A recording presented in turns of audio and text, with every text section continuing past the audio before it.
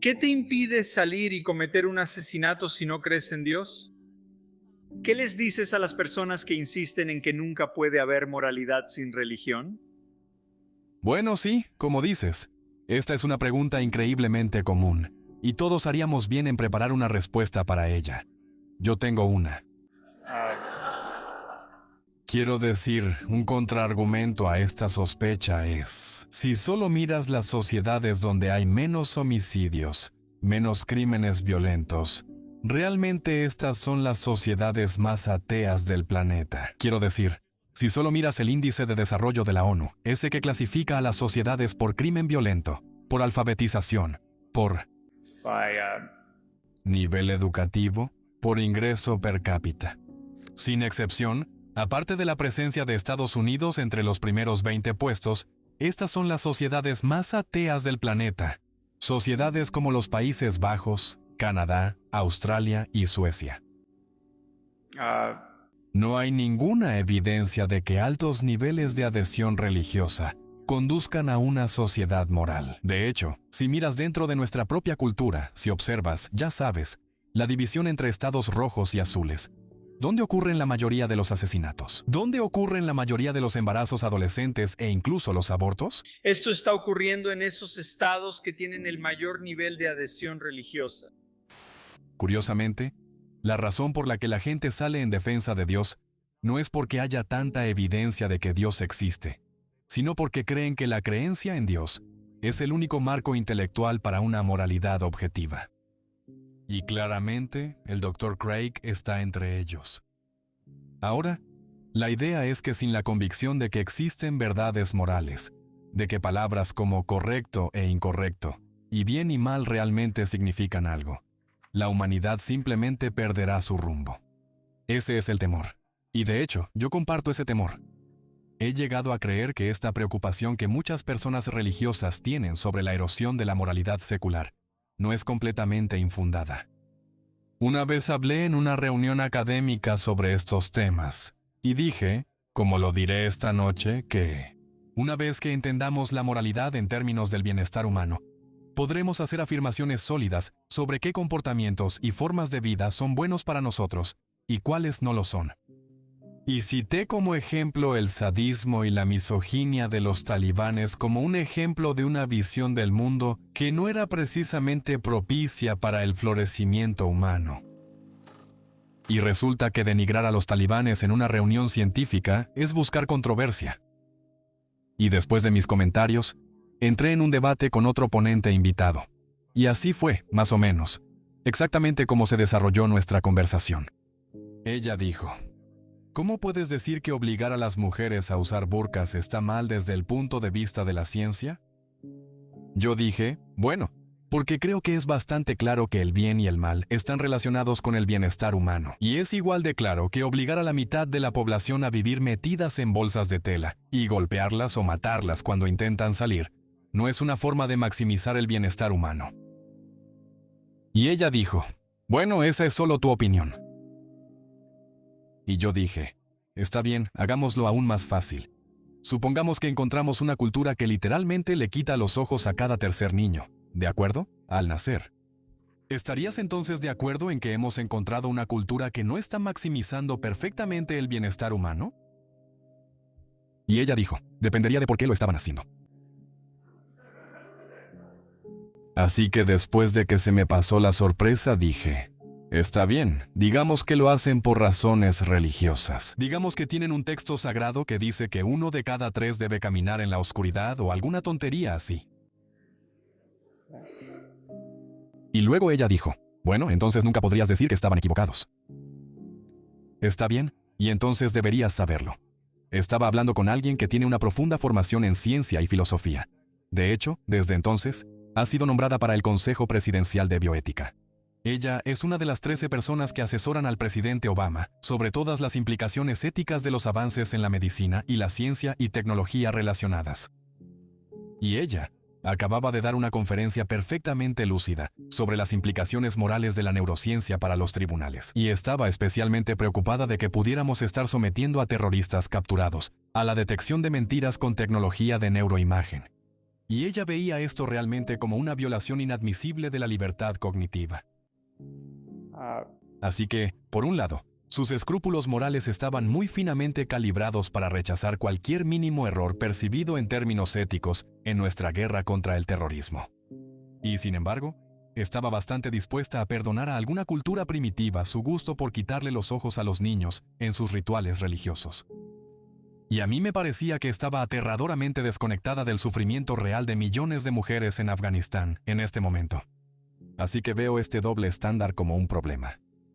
Y, curiosamente, esta es precisamente la erosión del sentido común básico que preocupa a muchas personas religiosas. Espero que al final de esta hora les quede claro que la religión no es una respuesta a este problema. Bien, la creencia en Dios no solo es innecesaria para una moralidad universal, sino que en sí misma es una fuente de ceguera moral. Creo que los niños, a menos que sean condicionados de otra manera, no llegan a este mundo creyendo que son cristianos, musulmanes o judíos. Es decir, nosotros les damos estas ideas, no las sacan simplemente del aire. Y por eso me parece que simplemente dar respuestas honestas a sus preguntas, y por supuesto levantar este tabú de decir, no sé, es decir, somos tan reacios a decir, no sé. Y, por cierto, los científicos son quienes de verdad saben decir no sé. Dicen, no sé, todo el tiempo porque les aterra que haya algún especialista en la sala que sepa mucho más sobre lo que les han preguntado. Que, ya sabes, casi nunca puedes lograr que un científico opine sobre algo fuera de su área más específica de especialización. Y esto es un poco fuera de tema, pero... Nota el hecho de que la ciencia está pagando un precio por esto, ya que los fundamentalistas son muy buenos usando la franqueza de la ciencia en su contra. Quiero decir que cada vez que los científicos dicen «no lo sé» en Larry King Live, ahí entran 1000 fundamentalistas, ya sabes, sacando a relucir el dios de los huecos. Y eso es realmente lo que es el diseño inteligente. Eso es política y religión disfrazadas de ciencia. Ahora, se cree ampliamente que hay dos cosas en este universo. Por un lado, están los hechos, y por supuesto, la ciencia puede darnos la discusión más rigurosa sobre ellos. Pero luego están los valores, que muchas personas como el Dr. Craig piensan que la ciencia no puede tocar. Bien, preguntas sobre el significado, la moralidad y para qué sirve la vida. Ahora, por supuesto, todos piensan que la ciencia puede ayudarnos a obtener lo que valoramos. Bien, pero nunca puede decirnos qué deberíamos valorar. Bien, y por lo tanto, en principio, no puede aplicarse a las preguntas más importantes de la vida humana. Preguntas como, ¿cómo deberíamos criar a nuestros hijos o qué constituye una buena vida? Ahora, se piensa desde el punto de vista de la ciencia, y el Dr. Craig acaba de expresar esta opinión, que cuando observamos el universo, todo lo que vemos son patrones de eventos. Simplemente una cosa sigue a la otra. Bien, y no hay ningún rincón del universo que declare que algunos de sus acontecimientos sean buenos o malos, correctos o incorrectos. Aparte de nosotros, me refiero a nuestras mentes. Nosotros declaramos que ciertos eventos son mejores que otros, pero al hacer eso, parece que simplemente estamos proyectando nuestras propias preferencias y deseos sobre una realidad que es intrínsecamente libre de valores.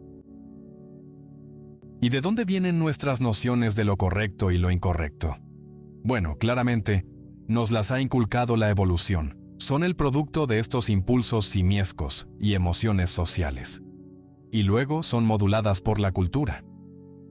Tomemos, por ejemplo, los celos sexuales. Esta es una actitud que la llevamos grabada desde hace millones de años. Bien, nuestros antepasados eran sumamente posesivos unos con otros, a pesar de que todos estaban cubiertos de pelo y tenían dientes terribles. Y esta actitud posesiva ahora queda consagrada en varias instituciones culturales como la institución del matrimonio. Bien, por lo tanto, una afirmación como «está mal engañar a tu cónyuge» parece simplemente un resumen de estas contingencias. Parece como si fuera una improvisación basada en la biología. Parece que, desde el punto de vista de la ciencia, realmente no puede estar mal engañar a tu cónyuge. Está bien, esto es simplemente así es como los simios como nosotros nos angustiamos cuando aprendemos a hacerlo con palabras. Está bien, ahora, aquí es donde las personas religiosas, como el Dr. Craig, empiezan a sentirse un poco incómodas, como creo que deberían. Y muchos no ven otra alternativa más que insertar al Dios de Abraham, un Dios de guerra de la edad de hierro, en el mecanismo como un árbitro invisible de la verdad moral. Está mal engañar a tu cónyuge porque Yahvé lo considera así. Lo cual es curioso porque en otros estados de ánimo, Yahvé está perfectamente a favor del genocidio, la esclavitud y el sacrificio humano. en realidad no soy fan, y he recibido algunas críticas por esto. No soy fan de palabras como secularismo y ateísmo. No creo que tengamos que nombrar el contrapunto a la irracionalidad religiosa. No tenemos palabras para describir a alguien que no es astrólogo o que no es alquimista. Quiero decir, nadie se despierta en la mañana y dice, no soy astrólogo, no soy astrólogo.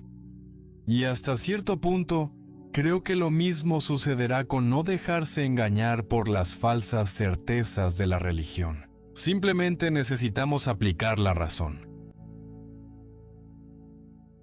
Tengo un dragón en mi garaje. ¿Quieres verlo? Está súper genial. Ven, vamos a verlo. Abres la puerta del garaje y miras adentro y dices, no veo nada. Hay un par de latas de pintura, una bicicleta y simplemente está vacío. Bueno, mira, este es un dragón invisible. Un dragón invisible. Sí. Es invisible y súper genial. Bueno, tengo un poco de harina, así que vamos a esparcir harina en el piso y veremos las huellas del dragón invisible. Ahora, vemos que este es un dragón muy especial. Flota sobre el piso a unos 30 centímetros. ¿Está bien? Bueno, tengo un equipo de detección de calor infrarrojo para mi cámara. Así que vamos a medir a este dragón. Ahora vean, este es un dragón de sangre fría. No emite ningún calor. ¿Y qué hay del fuego del dragón? Seguramente podemos medir el fuego. No, es fuego frío. Está bien. Entonces, en algún momento, la pregunta es, ¿cuál es la diferencia entre un dragón invisible, flotante, frío, sin calor, incorpóreo y no tener ningún dragón? Nada. Ahora podrías decir, pero recé al dragón y mi migraña desapareció un par de horas después. Está bien, eso es interesante. Podríamos hacer el experimento con 50 personas con migraña, 50 personas con dolor de cabeza común y 50 personas sin dolor de cabeza. Todos rezan al dragón. Vemos si hay una diferencia medible. ¿Puedes controlar el hecho de que los dolores de cabeza tienden a desaparecer después de unas horas? Bueno, pero yo siento el amor del dragón. Lo siento en mi corazón. A lo largo del día puedo sentir la presencia del dragón. ¿Sabes? Conseguí un lugar de estacionamiento que no pensé que conseguiría. Conseguí los boletos para el concierto. Sabes, recé al dragón y el cáncer de mi tía Mary desapareció. Quiero decir, todas estas cosas maravillosas pasan y siento la presencia del dragón. ¿Sabes? Y el dragón explica por qué pasan cosas malas. ¿Y sabes por qué existe el universo? El dragón lo hizo existir. Eso no son argumentos. Son racionalizaciones ad hoc para afirmar una hipótesis que ya quieres que sea cierta. Está bien, eso es fe.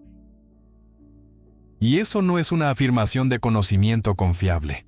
No puedes aferrarte a eso y convencerme de que es verdad. Tú puedes creerlo personalmente. Eso está bien, pero para convencerme, tienes que hacer algo más que eso. Tiene que haber alguna prueba medible, empírica, algún experimento que podamos realizar. Si no puedes falsearlo de alguna manera, refutarlo, someterlo a algún tipo de prueba, entonces, ¿de qué estamos hablando? Nada. Es simplemente el final de la conversación. Es como decir, bueno, esta es mi opinión y esa es tu opinión. Y de alguna manera, esto es como jugar béisbol sin las bases o la pelota.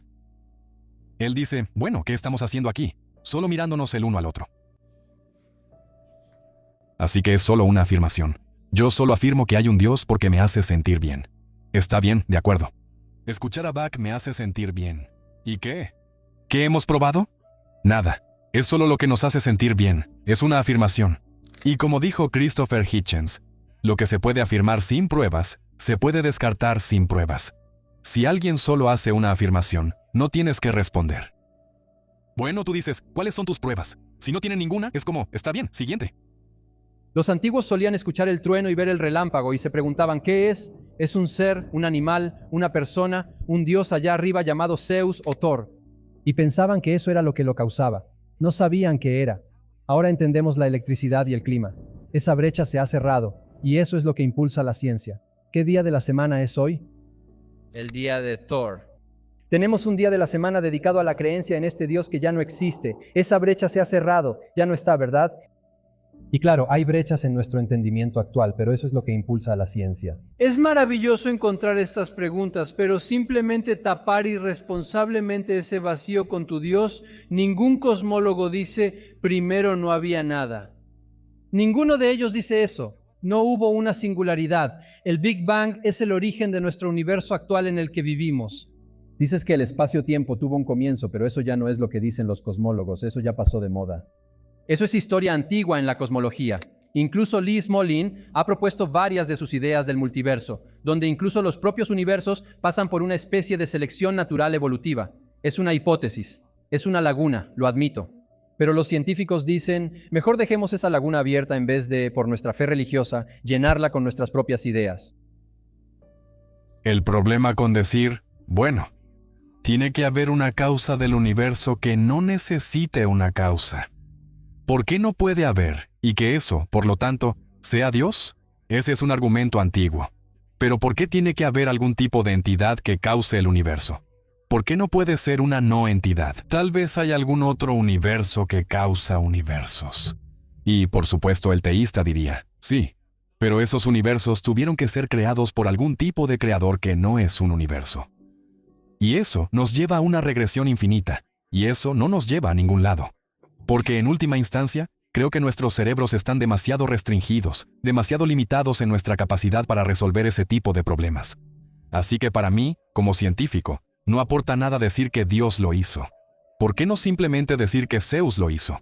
No es una respuesta. Es decir, en cuanto sales del ámbito de lo natural y dices, bueno, creo que una entidad sobrenatural lo hizo. La palabra sobrenatural es solo una palabra. Es solo un término lingüístico para decir, no sé, o no puedo explicarlo. O es un misterio sin resolver. Diremos que fue un evento sobrenatural, muy parecido a cuando los cosmólogos y astrónomos hablan de la energía oscura y la materia oscura. No lo dicen como una explicación. No es una explicación. No es una respuesta en absoluto. Es un marcador lingüístico que dice, no estamos seguros de qué está causando que las galaxias se mantengan unidas de la manera en que lo hacen. No hay suficiente materia que podamos ver y medir en este momento para explicarlo. Por lo tanto, hay algo más. Por ahora, simplemente lo llamaremos energía oscura. El problema que tengo con el teísmo es que esa sería la respuesta para el teísta. Es energía oscura, o Dios lo hizo, o algo así. Como si eso fuera una respuesta. No es una respuesta, es una no respuesta. Es un punto muerto, detiene la conversación. Si estás haciendo ciencia, razonando y usando la lógica y todo eso, tenemos que seguir investigando más y más a fondo. ¿Qué causó eso? Ese es el problema de ofrecer algo como una explicación sobrenatural. ¿Cómo explicamos los orígenes del universo? Dios lo hizo. Eso no es una respuesta. No responde nada. ¿Sabes? ¿No quieres saber cómo lo hizo ella? Si es cierto que la complejidad funcional requiere de un diseñador, entonces la mente de un Dios también requiere de un diseñador. ¿No es hermosa la mente de un Dios? No funciona, no es compleja, no tiene deseos, no tiene planes. ¿No es Él asombroso, grande, o es solo una masa grande de nada al azar, o es un ser increíblemente organizado, un genio hermoso y sabio allá arriba? Esa complejidad, según el argumento del diseño, también requeriría un diseñador. Si no lo hace, entonces desecha tu argumento. Solo estás creyendo por fe. El argumento del diseño o se sostiene o no. Así que no puedes invocar a un diseñador para explicar la complejidad que es más complejo que lo que diseñó. Eso es razonamiento circular. Eso se llama petición de principio. Lo que estás haciendo es simplemente explicar un misterio con otro misterio. Háblanos de ese diseñador. Háblanos de ese ser. ¿Cómo funciona su cerebro en un mundo inmaterial? ¿Cómo toma decisiones? ¿Cómo puede haber antecedentes para sus decisiones y acciones? ¿Cómo funciona sin necesidad de ser diseñado, mientras que todo lo demás que funciona sí tiene que ser diseñado? ¿Ves la falta de lógica en ese razonamiento? Creo que la religión debe ser criticada en términos intelectuales, ya que ofrece una competencia a la explicación científica de la vida y el universo. Es perjudicial desde el punto de vista educativo porque da la idea de que puedes evadir la responsabilidad de entender las cosas postulando algún tipo de explicación fácil. Dios lo hizo. Creo que eso es perjudicial desde el punto de vista educativo. Y como científico y como educador, eso es lo que más me interesa. Sin embargo, también hay otros problemas con la religión. La idea de la fe, la idea de creer en algo sin ninguna evidencia. La idea de creer en algo sin ninguna evidencia tiende a hacer que las personas estén dispuestas a hacer cosas terribles en nombre de su Dios, porque creen que su Dios quiere que sean mártires. Y se irán directo al paraíso si lo hacen. Solo una minoría de ellos hace eso, solo una minoría muy pequeña. Pero si la mayoría de los niños crecen creyendo que hay alguna virtud en la fe, que hay alguna virtud en creer en algo sin ninguna evidencia, entonces solo hará falta una minoría que se lo tome realmente en serio. En cierto sentido, los atacantes suicidas son los que realmente se toman su religión en serio. Y los más tranquilos que no lo hacen, que no hacen atentados suicidas, son los que realmente no se lo toman en serio. Pero como ha dicho Sam Harris, estas personas realmente creen en lo que dicen que creen. Y lo creen sin pruebas. Y si crees algo sin pruebas, y si te enseñan que es una virtud creer algo sin pruebas, entonces no hay argumento que te pueda convencer. Porque no puedo llegar y decir, mira, creo que estás equivocado en esto, porque ellos dicen, no, se tapan los oídos, me han enseñado que esto es fe. No puedes cuestionar mi fe. ¿Crees que podría haber una sola frase que pudiera convencer, digamos, a un creacionista de dudar seriamente de su teoría? Idealmente, si pudieras convencer a un creyente en Dios de realmente dudar de su creencia, pero eso es demasiado difícil. No estoy seguro acerca de una frase. Creo que quizá el hecho más convincente, la observación a la que podrías señalar, sería el patrón de semejanzas que ves. Cuando comparas los genes usando técnicas modernas de ADN, realmente observando las correspondencias letra por letra entre los genes, compara los genes de cualquier par de animales que quieras, un par de animales, un par de plantas, y luego grafica las semejanzas y caen en una jerarquía perfecta, un árbol genealógico perfecto. Y la única alternativa a que sea un árbol genealógico es que el diseñador inteligente deliberadamente quiso engañarnos de la manera más deshonesta y engañosa posible. Además, lo mismo sucede con cada gen que analizas por separado. E incluso los pseudogenes que no hacen nada, pero son reliquias vestigiales de genes que alguna vez tuvieron una función. Me resulta extremadamente difícil imaginar cómo algún creacionista que realmente se tomara la molestia de escuchar eso podría dudar del hecho de la evolución, pero no escuchan. Quiero decir, tu pregunta es perfectamente válida, pero en realidad no es relevante, porque lo que hacen es simplemente taparse los oídos y decir, Ellos saben lo que es verdad porque está en el libro sagrado. Y de hecho, quiero decir, el caso más extremo es el del geólogo Kurt Wise, quien tiene un doctorado en geología de Harvard. Y dijo, si toda la evidencia en el universo apuntara hacia una Tierra antigua, yo sería el primero en admitirlo, pero aún así sería un creacionista de la Tierra joven, porque eso es lo que me enseña la Sagrada Escritura. No puedes discutir con una mente así. Una mente así, me parece, es, una desgracia para la especie humana. Mi actitud hacia la ciencia es que fundamentalmente estamos tratando de Entender cómo funcionan las cosas. La ciencia es muy difícil entender cómo funcionan las cosas. Se ha mencionado el problema difícil de la conciencia, el problema del origen del universo, el problema del origen de la vida, el problema de cómo la vida tiene esta extraña apariencia de estar diseñada, el tamaño del universo, la escala del universo, cómo funciona la embriología. Todas estas son preguntas profundamente difíciles, requieren un arduo trabajo científico.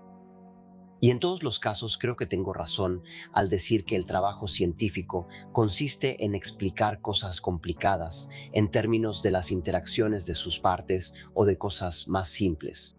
Así que siempre tratamos de explicar cosas complejas en términos de cosas más simples. No recurrimos a un lenguaje mágico. No mareamos a nuestra audiencia con palabras rimbombantes que en realidad no significan nada. Usamos palabras que realmente tienen significado. Usamos expresiones que pueden ser comprobadas. Trabajamos arduamente para entender el universo en términos de sus partes componentes. No inventamos entidades abarcadoras, entidades que no tienen explicación por sí mismas. No invocamos ideas como que el universo tiene conciencia, que el universo tiene conciencia, que los átomos tienen conciencia. Si tenemos un problema difícil como la conciencia, lo explicamos en términos de las interacciones entre pequeñas partes que trabajan juntas de maneras que los científicos entienden. Cuando estamos en la escuela aprendemos a argumentar de manera crítica. Entonces, por ejemplo, si nos dicen, lee este libro y da tu opinión, tenemos que respaldarla con evidencia. Ahora, la mayoría de las personas, sean ateos o teístas, se llevan esa habilidad con ellos más adelante en la vida. Pero, ¿cómo es que, en tu opinión, cuando se trata de sus creencias personales respecto a la religión, pueden dejar esto de lado y simplemente aceptarlo tal cual? Es notable, ¿no?, que el tipo de personas que en su vida cotidiana, cuando planean unas vacaciones, un viaje, ir de compras o cómo arreglar su auto, ya sabes, usan un razonamiento lógico perfectamente válido, un razonamiento escéptico. ¿Sabes qué pudo haber fallado con el auto? Eliminas posibilidades, haces lo que tienes que hacer, usas una especie de método científico y usas lógica, razón y sentido común. Y luego, cuando se trata de religión, todo eso se va por la ventana. Y estas mismas personas que no muestran ninguna deficiencia en ningún otro ámbito de la vida, toda su mente, quiero decir, Christopher Hitchens dice que la religión lo envenena todo. Así es, y ciertamente envenena la capacidad de usar tu cerebro. Si tienes algún tipo de creencia fundamental en algo, algún ideal político, podría ser el marxismo, podría ser el nacionalsocialismo, podría ser el patriotismo, podría ser el honor del emperador. Hay otras cosas además de la religión, pero la religión es increíblemente poderosa porque en realidad enseña que no tienes que justificar tus creencias. Son simplemente cuestión de fe. Simplemente se justifican por sí mismas. Así que creo que si me preguntas si el mundo sería un lugar mejor sin religión, diría inequívocamente que sí. Si me preguntas, ¿no habría fundamentalismos fanáticos sin la religión? Y la respuesta es no, sí los habría, porque tenemos patriotismo fundamentalista, marxismo fundamentalista, etc. Solo agregaría a eso que la ciencia de cualquier siglo será superada por la ciencia de los siglos futuros. De tal manera que si alguien de, digamos, la Edad Media fuera traído de vuelta por una máquina del tiempo ahora encontrarían teléfonos móviles, computadoras y aviones a reacción. Serían indistinguibles de la magia. Les parecerían sobrenaturales. Así que soy materialista, no creo que exista nada sobrenatural. Pero no pienses en eso como una denigración de lo natural, porque si volvieras dentro de 500 años, aún no habrías visto nada. La física, la ingeniería, la biología de dentro de 500 años estarán tan avanzadas respecto a las de hoy que bien podríamos caer de rodillas y adorarlas como si fueran sobrenaturales, pero no lo serían. Sería lo natural evolucionado. He experimentado muchas cosas que podrían llamarse trascendentales. He experimentado la sensación de asombro casi místico que siento cuando miro las estrellas, cuando observo la Vía Láctea, cuando contemplo las galaxias alejándose de nosotros, cuando escucho un quinteto de Schubert. Leo un soneto de Shakespeare. Todas estas son cosas que solo una mente humana es capaz de hacer. ¿Puedo preguntarte algo? Está bien. Solo una mente humana es capaz de hacer eso. La mente humana es capaz de hacer esas cosas porque la mente humana se ha formado en el cerebro como una organización sumamente compleja que ha evolucionado durante unos 4.000 millones de años de evolución, formando sistemas nerviosos. Es un logro impresionante de la evolución haber formado el cerebro humano que es capaz de ser conmovido por esas cosas. Nadie me supera en mi capacidad de conmoverme por lo que tú llamas lo trascendental. Lo que no hago, sin embargo, es entregarme a tonterías místicas sobre la idea de que eso existía antes de que hubiera cerebros o el equivalente a cerebros. Has debatido en todo el mundo. ¿Alguna vez has oído, supongo, un argumento inteligente o interesante de la otra parte? No.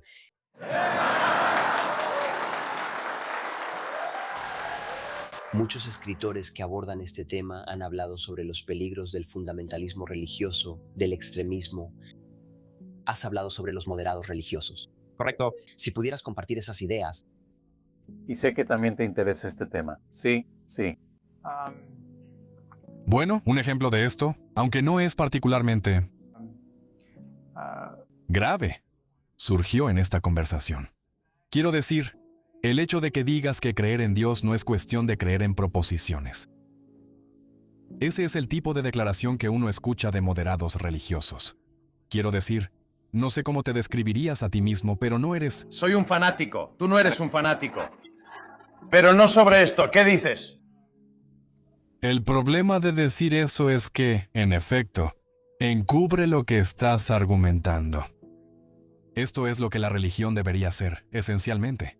Y sin embargo, se convierte en una especie de afirmación descriptiva. Esto es lo que la religión es. Y así podemos caer en un modo en el que no reconocemos cuánta locura y cuánto sufrimiento humano innecesario se perpetúa, debido a proposiciones explícitas. El moderado lo hace aceptable y realmente no te das cuenta de lo mal que están las cosas. Bueno, un moderado quiere que la fe misma sea respetada a toda costa. Y quieren que se respete el proyecto básico de criar a los niños para que sean judíos, musulmanes o cristianos. Y en ese contexto, a menudo es muy difícil evaluar honestamente cuánto sufrimiento humano innecesario está produciendo la religión a diario. Cuando comenzó la ciencia existía el objetivo de lograrlo, pero no sabíamos lo suficiente. Hoy en día, a finales del siglo XX y principios del siglo XXI, todavía no lo sabemos todo, pero hemos logrado muchísimo en cuanto a comprensión. Ahora entendemos esencialmente cómo surgió la vida, sabemos que todos somos primos de todos los animales y plantas. Sabemos que descendemos de un ancestro común, que pudo haber sido algo parecido a una bacteria. Sabemos el proceso por el cual eso ocurrió.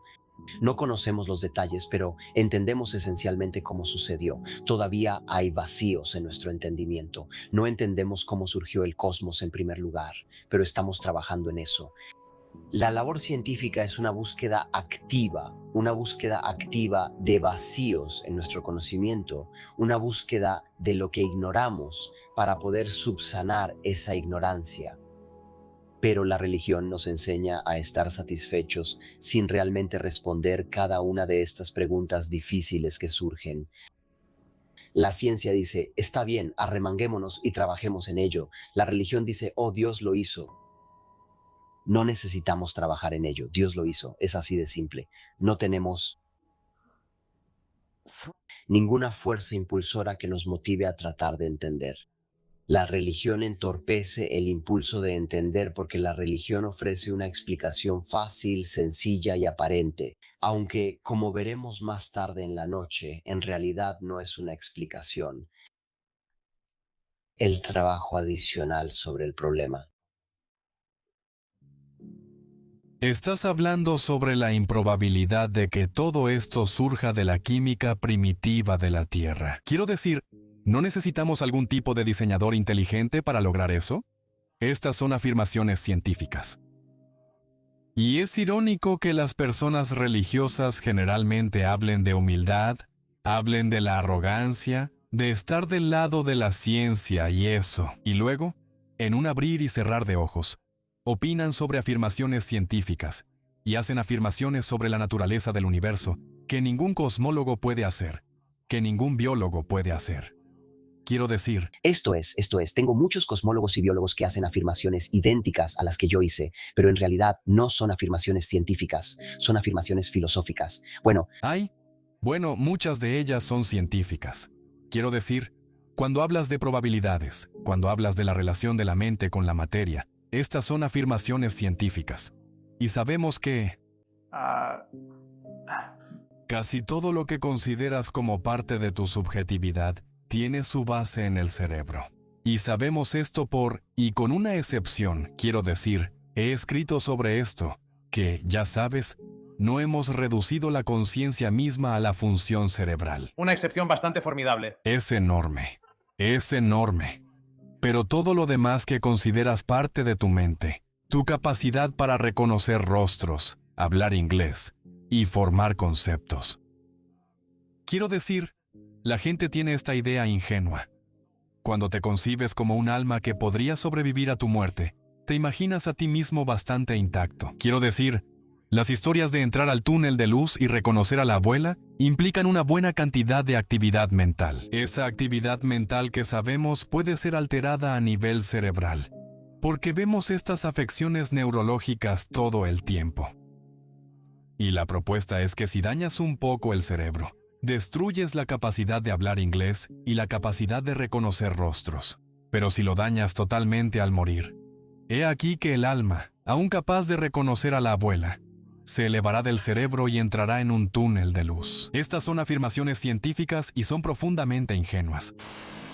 Así que nómbrame una acción ética o una declaración ética o una acción moral, una declaración moral hecha o realizada por un creyente que yo no podría realizar o decir que yo no podría declarar o hacer. Aún no me han señalado un ejemplo de eso. En otras palabras, que una persona de fe tendría una ventaja al poder invocar el respaldo divino.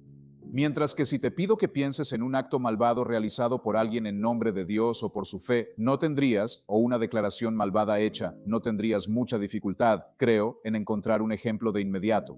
La comunidad que practica la mutilación genital, por ejemplo, es casi exclusivamente religiosa. La comunidad que practica los atentados suicidas es casi exclusivamente religiosa. Hay mandatos para el genocidio en el Antiguo Testamento. También hay mandatos y justificaciones para la esclavitud y el racismo en el Antiguo Testamento. Simplemente no hay manera de derivar la moralidad y la ética de lo sobrenatural.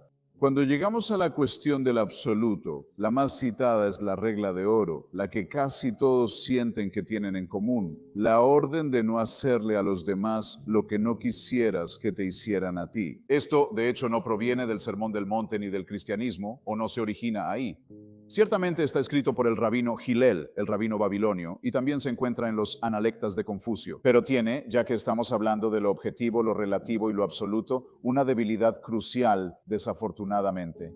Nos gustaría poder seguirlo, pero en realidad solo es tan bueno como la persona que lo dice. En otras palabras, si yo digo, no te trataré como no quiero que me trates a mí, ¿qué debo hacer cuando me enfrento a Charles Manson? Quiero que a él lo traten de una manera en la que yo mismo no querría ser tratado. Cualquier otra cosa sería completamente relativista. Así que el argumento no avanza en absoluto diciendo que yo no podría saber nada de esto. No podría tener ningún impulso moral. No podría decidir por mí mismo que, si veo a una mujer embarazada recibir una patada en el estómago, eso es obviamente peor que si una mujer no embarazada recibiera una patada en el estómago. Esto es parte de mi patrimonio como ser humano. Es parte de la solidaridad emocional esencial que necesito tener con mis semejantes para que nos demos cuenta de que somos hermanos y hermanas unos de otros. Dependemos unos de otros. Tenemos deberes, tenemos expectativas unos de otros. Y si no tuviéramos esto y no tratáramos de cumplirlo, no podríamos haber llegado tan lejos como hemos llegado. No podríamos haber evolucionado como especie. Nunca podríamos haber tenido una sociedad. Nunca se ha encontrado una sociedad donde la violación, el asesinato y el perjurio no sean condenados. Solo piensa en lo bueno que sería un libro. Solo piensa en lo bueno que sería un libro si fuera escrito por el creador del universo. Quiero decir, no hay una sola frase en ningún libro de la Biblia que no pudiera haber sido escrita por alguien que vivía en la Edad de Hierro. Esto es un problema para afirmar que este es el mejor libro que tenemos. El lugar donde debemos poner nuestra fe es en la conversación humana. Esto es todo con lo que contamos para trabajar. Y la elección es tener una conversación verdaderamente moderna del siglo XXI, aprovechando todas las herramientas y toda la riqueza del esfuerzo humano que es nuestro legado. O podemos fijar nuestra conversación en un siglo anterior.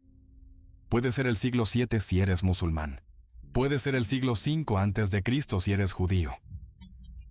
Y podemos privilegiar una conversación que se tuvo en ese entonces entre personas que apenas podían ver la sabiduría de cambiar a su hijo por una cabra en un sacrificio, y dignificar sus afirmaciones de entender la realidad con algún tipo de presciencia especial. Y creo que deberíamos ser muy cautelosos al hacer eso, dado lo que vemos a nuestro alrededor en nombre de la religión. Gracias. No puedes no haberlo notado. No solo a pesar de ello, sino precisamente por la gran destreza de mi amigo Dinesh D'Souza, que quiere defender el deísmo. En otras palabras, no puedes demostrar absolutamente que no hay un primer motor. No puedes demostrar absolutamente que no hay un diseñador. No puedes refutar absolutamente, ningún ateo ha podido ni ha querido afirmar eso. Puedes decir que no hay autor, pero puedes decir que no hay argumento para la autoría. O el diseño, o la deidad, o el creador que haya sido válido, coherente o íntegro. Pero él quiere colar, bajo la apariencia de un argumento deísta, un argumento teísta. Si pudiera probar que hay un autor, un primer motor, una deidad, un creador, cosa que no puede hacer, y no hay tal persona de su lado. Incluso alguien tan inteligente como él o más inteligente nunca ha podido hacerlo. Todo su trabajo principal como cristiano aún estaría por delante de él porque todavía tendría que ser capaz de demostrar eso. Este autor sabía que tú y yo estaríamos aquí esta noche. Que les importaba con quién nos acostábamos y en qué posición, que les importaba lo que comíamos, que les importaba cómo circuncidábamos a nuestros hijos, de qué manera realizábamos la mutilación genital, que les importaba. Ahora hay una gran diferencia entre el concepto de una autoría del cosmos y el universo y la idea de un ser que interviene, que cuida, supervisa completamente, ¿sabe? Y algunos dicen que ama, aunque en ese punto tienen mucho que demostrar. Explicación. Y comenzaré por no intentar nada subrepticio, no tratar de pasar nada de contrabando por la aduana. Un teísmo por un deísmo o un ateísmo por un antideísmo. Diré específicamente que soy un antiteísta y que creo que la emancipación respecto de la religión es la emancipación fundamental que la mente humana debe experimentar antes de poder considerar cualquier cuestión realmente seria. Y lo voy a expresar así. Nuestra objeción, mi objeción de nuestra parte al concepto de una supremacía divina es esta, que remite todas las preguntas no resueltas y angustiosas de nuestra especie, de nuestro ser. ¿Cómo debemos vivir? ¿Cómo construiremos la ciudad justa? ¿Tiene algún sentido nuestra existencia? ¿Cómo debemos considerar los derechos y deberes que tenemos unos con otros y hacia los demás? Y muchas otras preguntas sumamente arduas y terribles que ninguna generación humana podrá resolver ni será capaz de resolver jamás. Y las remite hacia arriba a un monarca totalitario, absolutista y que no rinde cuentas. Y dice, solo este tirano puede decidir. Y sin él, no tendríamos conocimiento de la ética, la moral, el realismo, ni de ninguna de estas cuestiones. Es el inicio del servilismo. Es el inicio de la abyección. Es la definición de la relación amo-esclavo. Es lo que debe romperse en nuestra mentalidad antes de que podamos ser libres. Es la razón del Estatuto de Libertad Religiosa de Virginia. Es la razón de la primera enmienda de la Constitución. Es la razón de la idea de la separación entre la Iglesia y el Estado, que no puede ser, que no debe ser legislada teológicamente. La manera en que discutimos filosofía, moral, ética y todas las demás grandes preguntas que siempre nos inquietarán y que, se puede decir con justicia, no tienen fin. Si no logro plantear ningún otro punto esta noche, si no dejo nada más en su mente, estaré agradecido si han escuchado hasta aquí. La pregunta sigue siendo, y la voy a formular de nuevo correctamente. Si se cree que sin la religión no podría haber un juicio seguro sobre lo correcto y lo incorrecto, ni evolución de ideas morales y éticas adecuadas y serias, si eso es cierto, entonces deberías poder nombrar, en vez de evadir la pregunta, una afirmación moral hecha o una afirmación ética hecha o una acción realizada por un creyente, una persona de fe que yo no pudiera replicar. Ahora, he hecho esta pregunta públicamente en televisión. De hecho, en encuentros cara a cara, en la radio y en publicaciones impresas, al arzobispo de Canterbury, al cardenal arzobispo de Nigeria, a varios rabinos importantes, a apologistas cristianos en la academia, nunca he recibido una respuesta a eso. Y creo que eso es interesante. Y no solo no recibí una esta noche, recibí un intento de cambiar el tema. Por cierto, hay un premio para eso. Y yo mismo he encontrado una respuesta, una parcial, que es mejor que cualquiera que haya dado un creyente hasta ahora. Pero los voy a dejar con la intriga sobre cuál será. Quizás tengan que rogarme después. Pero hay un corolario de mi pregunta, y es esta. ¿Puedes nombrar una afirmación perversa o una acción perversa por una persona de fe debido a su religión? ¿Puedes hacerlo? Sí, puedes. Acabas de pensar en una. De hecho, acabas de pensar en otra más. Por ejemplo, la comunidad que practica la mutilación genital es casi enteramente de base religiosa. La comunidad que comete asesinatos suicidas es casi perfectamente basada en la fe y en cada caso cuenta con respaldo textual y escriturario absoluto para lo que hace. Por cierto, el Antiguo Testamento contiene justificación para el genocidio, para la esclavitud, para el asesinato de niños y ancianos en grandes cantidades. Ahora haría sonrojar a Peter Singer en su peor día. Está ahí mismo y es un mandamiento y está en los mismos pasajes donde aparecen los 10 mandamientos varias veces, como sabes, en el Antiguo Testamento en diferentes versiones, lo que demuestra el triunfo del relativismo, incluso en esas páginas y aproximaciones. Ahí, esos mandamientos no están, permanecen. Y es solo al decidir que de hecho no hay absolutos religiosos ni escriturales. Es solo por eso, y recurriendo al diálogo socrático y a la persuasión moral, y sobre todo asumiendo nuestra propia responsabilidad ética, que hemos logrado escapar de las terribles consecuencias que conlleva. Las sociedades que toman sus mandamientos como si estuvieran escritos en tablas de piedra y no examinan ni discuten qué es lo que constituye una buena vida. Así que eso como una respuesta inmediata. Todo lo que sabemos es lo poco que sabemos. Esa ha sido durante muchos años mi definición de una persona educada, alguien que sabe lo suficiente como para saber cuán ignorante es. En realidad es la única, no es mi propia definición original, viene del griego, pero es la única definición que funciona. Y nadie que trabaje, que se esfuerce en el campo de la ciencia, podría decir nada menos ni más de sí mismo, especialmente en un momento como este, pero ahí lo tienes de inmediato. La explicación teísta y deísta tiene que basarse en la certeza de que hay un creador que supervisa y, si quieres ser teísta, que se preocupa e interviene y que maneja estos asuntos. Y hasta ahora no ha habido ni una sola frase del Dr. Torek en apoyo de esa proposición. Déjame darte un ejemplo. Si tú haces el horizonte de sucesos de Stephen Hawking que acabo de mencionar, voy a tomar uno cosmológico para empezar. El horizonte de sucesos es el borde del agujero negro. Supón que pudieras viajar hacia un agujero negro y verlo, y ver su borde, y notarlo antes de entrar y pasar por encima y hacia abajo. Eso es lo que se conoce como el horizonte de eventos en la física. Hawking tenía un colega gravemente enfermo en Cambridge que dijo que si supiera que definitivamente iba a morir, así es como le gustaría irse. Caer en el borde del horizonte de eventos del agujero negro, porque en teoría podrías ver el pasado y el futuro y el tiempo, excepto que no tendrías suficiente tiempo para hacerlo. Pero sería una gran manera de irte si fueras un físico. Aléjate de esto, dice, aléjate de aquello. Ante estos pensamientos increíbles, majestuosos, que inspiran asombro, dicen, mejor piensa en la zarza ardiente. Piensa en los milagros triviales presenciados por pastores campesinos en la Palestina de la Edad de Bronce. Y piensa en la deuda que sienten que deberíamos contraer por sus pecados. El Dr. Torek afirmó que los pecados de estas personas, las transgresiones de estas personas y la deuda que tienen con su Creador nos atan a todos como pecadores. Qué pena que no seamos perfectos, qué pena que no haya nada que podamos hacer al respecto.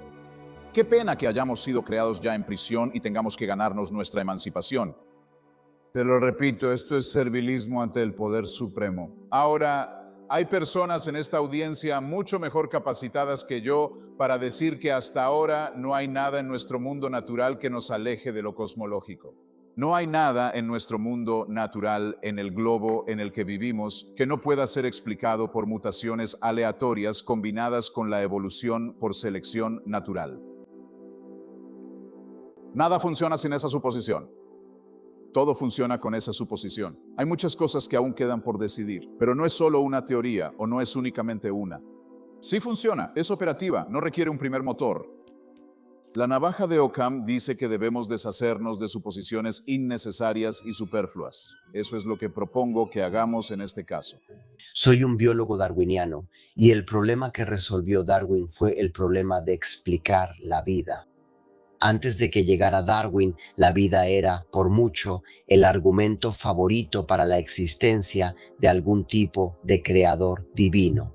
William Paley mismo, autor de Teología Natural, dijo que el mundo físico, el mundo de la astronomía, no es el mejor para demostrar la existencia de un creador. Con la excepción del anillo de Saturno, dijo, no hay mucha complejidad allá afuera. Toda la verdadera complejidad está en la biología. Toda la verdadera complejidad está en cosas como los ojos y las articulaciones del codo. Por eso Paley dedicó la mayor parte de su libro a la biología.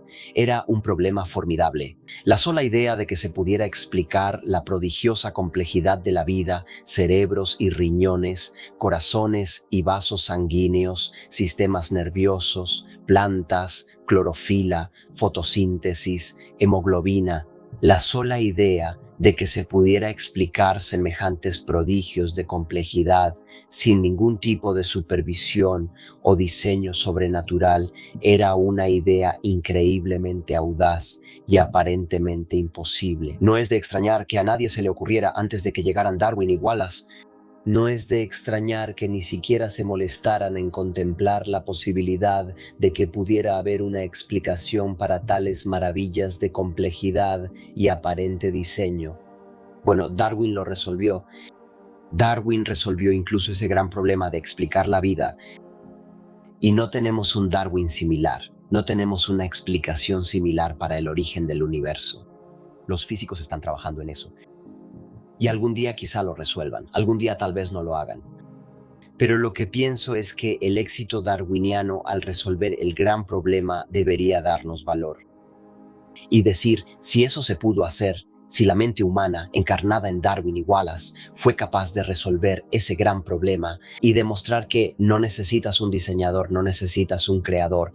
Por más maravilloso que sea el mundo, por más maravillosa que sea la vida, no necesitas un creador.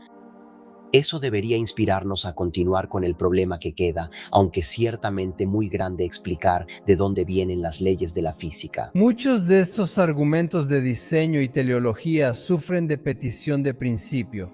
Es algo parecido al hombre que está asombrado. Mira cómo hicieron que todos estos ríos fluyeran justo por los límites estatales. ¿Cómo explicas eso? Debe haber sido una hazaña de ingeniería enorme, un gran desarrollo económico. ¿Cómo lograron que esos ríos hicieran eso? ¿No es increíble? Y aún así, así es como funciona mucho de este pensamiento teleológico sobre cómo evolucionó el ojo humano. ¿Cómo explicas eso? Debe haber habido un diseño detrás de eso. Parece que fue diseñado, ¿no es así? Esos ríos parecen haber sido diseñados para fluir justo a lo largo de esos límites. Es una forma de pensar al revés. Y en cierto sentido, toda la idea de que en algunos de estos argumentos teleológicos la complejidad requiere un diseñador es una petición de principio. Y Richard, en algún lugar aquí, señaló en su libro El relojero ciego. Cualquier cosa que sea lo suficientemente compleja como para diseñar complejidad funcional, cualquier deidad que pudiera diseñar, tiene que tener una mente que sea al menos tan funcionalmente compleja como aquello que diseñó, ¿verdad?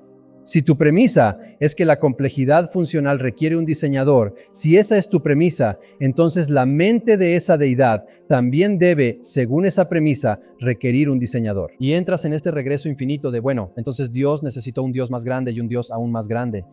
Creo que la mayoría de los científicos prefiere limitarse a lo que sí sabemos en lugar de especular sin fin sobre una montaña de tortugas. En todo el mundo hay alrededor de 10.000 religiones distintas, cada una de las cuales puede subdividirse y clasificarse aún más. Los cristianos, por ejemplo, pueden dividirse entre unas 34.000 denominaciones diferentes. Desde la perspectiva de un científico, estos porcentajes claman por una explicación. ¿Por qué tanta gente cree en estas cosas? Pero desde una perspectiva escéptica, que es a lo que me dedico. ¿Cuáles son las probabilidades de que estos tipos tengan al Dios correcto y la religión correcta, y que los miles de millones de otras personas que no creen lo que ellos creen estén equivocados. Solo hazte esa pregunta. ¿Cuáles son las probabilidades de que simplemente hayan acertado? Y las decenas de miles de millones de personas que vivieron antes de Jesús nunca oyeron hablar de eso. Las decenas de miles de millones de personas que han vivido desde entonces y que no creen eso, ¿simplemente resultó que estaban equivocadas? ¿O es más probable que todas estas creencias religiosas y sobre Dios sean construcciones sociales, construcciones psicológicas, y que ninguna de ellas sea correcta en un sentido real ni en el sentido ontológico? Todas están construidas de esta manera. En realidad, no soy fan. No soy fan de palabras como secularismo y ateísmo. No creo que tengamos que nombrar el contrapunto a la irracionalidad religiosa. No tenemos palabras para describir el no ser astrólogo o el no ser alquimista. O sea, nadie se despierta en la mañana y dice, no soy astrólogo, no soy astrólogo. Y hasta cierto punto, creo que lo mismo vale para no dejarse engañar por las falsas certezas de la religión. Simplemente necesitamos aplicar la razón. Nuestras escrituras fueron escritas por personas que por virtud de su lugar en la historia, tenían menos acceso a información científica, hechos y sentido común básico que cualquier persona en esta sala. De hecho, no hay una sola persona en esta sala que haya conocido a alguien cuya visión del mundo fuera tan limitada como la de Abraham, Moisés, Jesús o Mahoma. Y la mayoría de estas personas, con algunas excepciones, tenían una visión moral del mundo que era más o menos indistinguible de la de un caudillo afgano hoy en día. Y aún así, el Dr. Craig insiste en que los autores de la Biblia sabían todo lo que necesitaban saber sobre la naturaleza del cosmos y sobre cómo vivir en él para guiarnos en este momento. Quiero sugerirles que esta visión de la vida no puede ser cierta. Así como no existe la física cristiana ni el álgebra musulmana, no puede existir la moralidad cristiana o musulmana. Todo lo que sea cierto sobre nuestra circunstancia en términos morales y espirituales puede descubrirse ahora y puede hablarse en un lenguaje que no sea una afrenta directa a todo lo que hemos aprendido en los últimos 2000 años. Lo que nos queda por descubrir son los hechos en cada ámbito del conocimiento, que permitirán que el mayor número posible de nosotros viva vidas verdaderamente dignas de ser vividas en este mundo. Quiero decir, ¿cómo es que podemos construir una civilización global? Una civilización global viable para una población que pronto será de 9,000 millones de personas, donde el máximo número de personas realmente prospere. Ese es el reto que enfrentamos. Las denominaciones morales sectarias, un mundo destrozado, balcanizado por afirmaciones en competencia sobre un Dios invisible, no es la manera de lograrlo.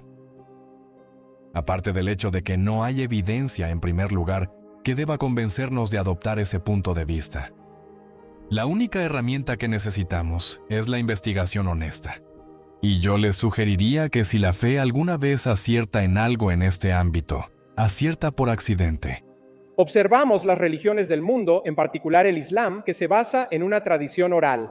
Así que ni siquiera tenemos la tradición escrita, pero nos dicen que la tradición oral, finalmente escrita por personas hasta 300 años después del hecho, es la palabra de Dios oficialmente aceptada. Además, también nos dicen que, a menos que lo leas en árabe, realmente no lo entiendes, lo que sugiere, por supuesto, que Dios es monolingüe. Uno esperaría que Dios pudiera hablar más de un idioma, pero generalmente uno lee lo mismo, de hecho, para cada una de las religiones del mundo, ya sea hebreo o arameo para el Antiguo Testamento, o griego o latín, más allá de eso. Si realmente existe una verdad última, no debería depender de un idioma. Ciertamente, si Dios creó un universo con muchos idiomas. Creo que hay algo maravilloso en plantarnos ante un universo del que entendemos cada vez más. Dejamos atrás las obsesiones de la infancia, dejamos atrás ese tipo de amigo imaginario que nos consuela cuando somos niños y sentimos la necesidad de alguna figura paterna a la que acudir.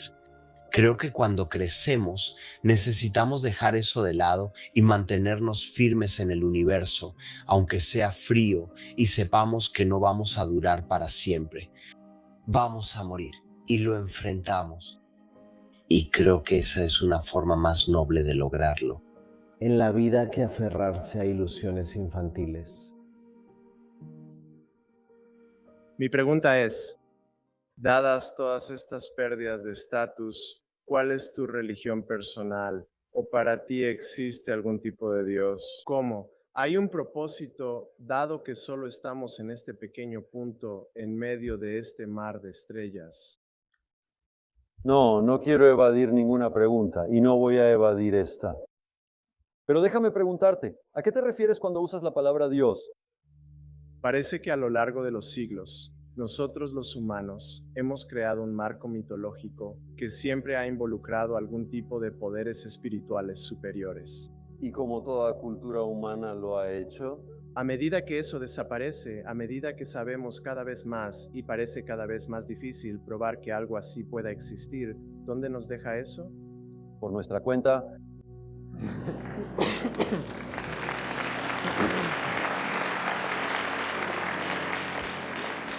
Lo cual, en mi opinión, es mucho más responsable que esperar que alguien nos salve de nosotros mismos para no tener que hacer nuestro mayor esfuerzo por lograrlo nosotros mismos.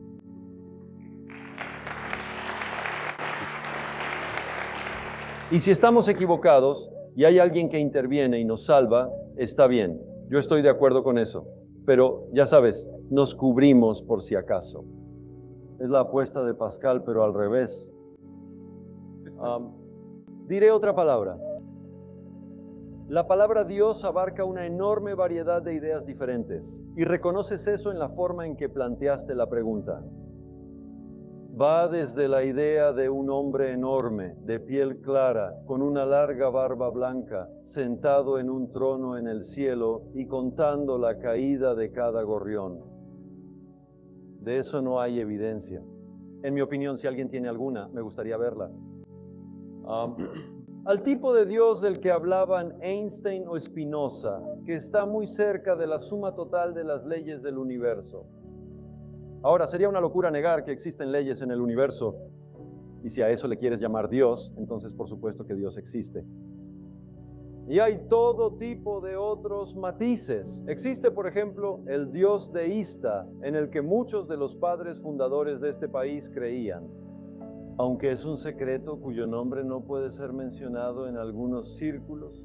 Un rey inactivo, un rey que no hace nada, el Dios que crea el universo y luego se retira y a quien rezarle es algo inútil.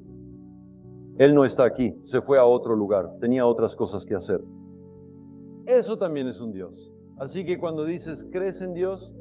Si digo que sí o si digo que no, no has aprendido absolutamente nada. Supongo que te estoy pidiendo que definas el tuyo, si es que tienes uno. Pero ¿por qué usaríamos una palabra tan ambigua que significa tantas cosas diferentes? Te da la libertad de definirlo. Te da la libertad de parecer que estás de acuerdo con alguien con quien en realidad no estás de acuerdo. Oculta las diferencias. Sirve como lubricante social, pero en mi opinión no ayuda a la verdad. Y por lo tanto, creo que necesitamos un lenguaje mucho más preciso cuando hacemos estas preguntas. Perdí a mis dos padres hace unos 12 o 15 años y tenía una gran relación con ellos, realmente los extraño. Me encantaría creer que sus espíritus están en algún lugar cerca y daría casi cualquier cosa por pasar 5 minutos al año con ellos. Exigimos los estándares más rigurosos de evidencia, especialmente en lo que es importante para nosotros. Así que si algún tipo se me acerca, un canalizador o un medium, y me dice, ¿puedo ponerte en contacto con tus padres? Bueno, como quiero creer eso con tantas ganas, sé que tengo que recurrir a reservas adicionales de escepticismo, porque es probable que me engañen y, en algo mucho menos grave, me saquen dinero.